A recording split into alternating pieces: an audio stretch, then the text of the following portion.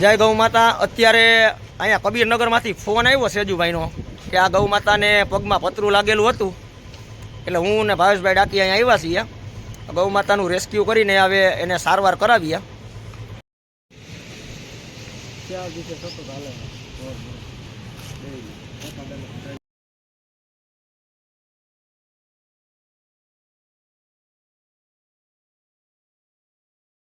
અશોકભાઈ તમે જરીક વાર રહી જો ભાઈ, ગાયની સારવાર કરીએ ત્યાં સુધી। કઈ વાંધો નહીં, હાલો। હા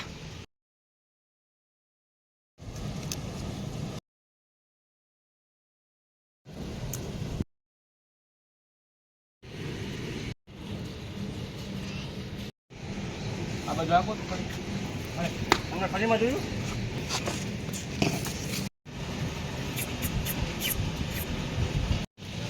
એ બાજુ